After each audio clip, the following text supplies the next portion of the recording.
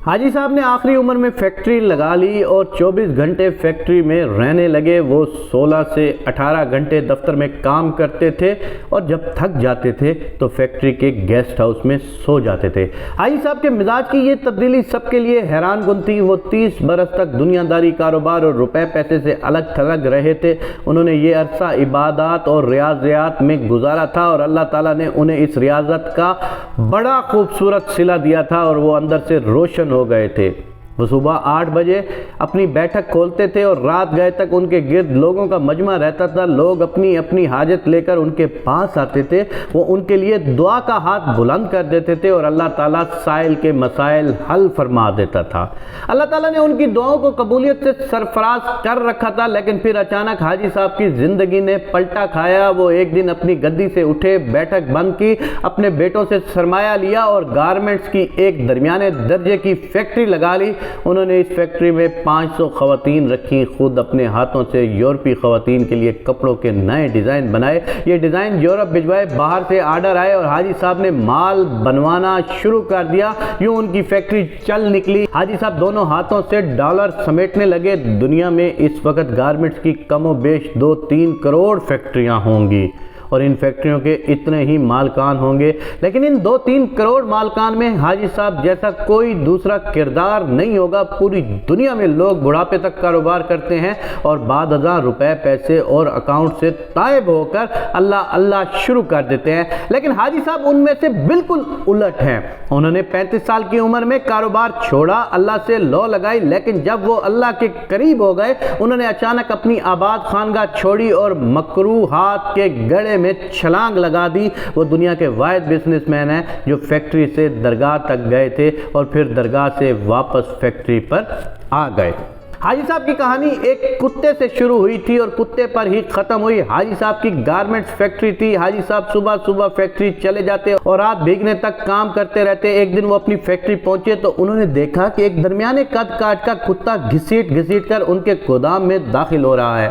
حاجی صاحب نے غور کیا تو پتہ چلا کہ شدید زخمی ہے، شاید وہ کسی گاڑی کے نیچے آ گیا تھا جس کے باعث اس کی 3 ٹانگیں ٹوٹ گئی تھیں اور وہ صرف ایک ٹانگ کے ذریعے اپنے جسم کو گھسیٹ کر ان کے گودام تک پہنچا رہا تھا۔ حاجی صاحب کو کتے پر بڑا رحم آیا۔ انہوں نے سوچا وہ کتے کو جانوروں کے کسی ڈاکٹر کے پاس لے جاتے ہیں، اس کا علاج کراتے ہیں اور جب کتا ٹھیک ہو جائے گا تو وہ اسے گلی میں چھوڑ دیں گے۔ حاجی صاحب نے ڈاکٹر سے رابطے کے لیے فون اٹھایا، لیکن نمبر ملانے سے قبل ان کے دل میں ایک انوکھا خیال آیا۔ حاجی صاحب نے فون واپس رکھ دیا۔ حاجی صاحب نے سوچا کتا شدید زخمی ہے، اس کی 3 ٹانگیں ٹوٹ چکی ہیں، اس کا جبڑا بھی زخمی ہے اور پیٹ پر بھی چوٹ کا نشان ہے، چنانچہ کتا روزی روٹی کا بندوبست نہیں کر سکتا۔ حاجی صاحب نے سوچا اب دیکھنا یہ ہے قدرت اس کتے کو خوراک کا بندوبست کیسے کرتی ہے۔ حاجی صاحب نے مشاہدے کا فیصلہ کیا اور چپ چاپ بیٹھ گئے۔ وہ کتا سارا دن گودام میں بے ہوش پڑا رہا۔ شام کو جب اندھیرا پھیلنے لگا تو حاجی صاحب نے دیکھا ان کی فیکٹری کے گیٹ کے نیچے سے ایک دوسرا کتا اندر داخل ہوا۔ کتے کے منہ میں ایک لمبی سی بوٹی تھی۔ کتا چھپتا چھپاتا گودام تک پہنچا، زخمی کتے کے قریب آیا، اس نے پاؤں سے زخمی کتے کو جگایا اور بوٹی اس کے منہ میں دے دی۔ زخمی کتے کا جبڑا حرکت نہیں کر پا رہا تھا، چنانچہ اس نے بوٹی واپس اگل دی۔ صحت مند کتے نے بوٹی اٹھا کر اپنے منہ میں ڈالی، بوٹی چبائی۔ جب وہ اچھی طرح نرم ہو گئی تو اس نے بوٹی کا لقمہ سا بنا کر زخمی کتے کے منہ میں دے دیا۔ زخمی کتا بوٹی نگل گیا۔ اس کے بعد وہ کتا گودام سے باہر آیا، اس نے پانی کے حوض میں اپنی دم گیلی کی، واپس گیا اور دم زخمی کتے کے منہ میں دے دی۔ زخمی کتے نے صحت مند کتے کی دم چوس لی۔ صحت مند کتا اس کاروائی کے بعد اطمینان سے واپس چلا گیا۔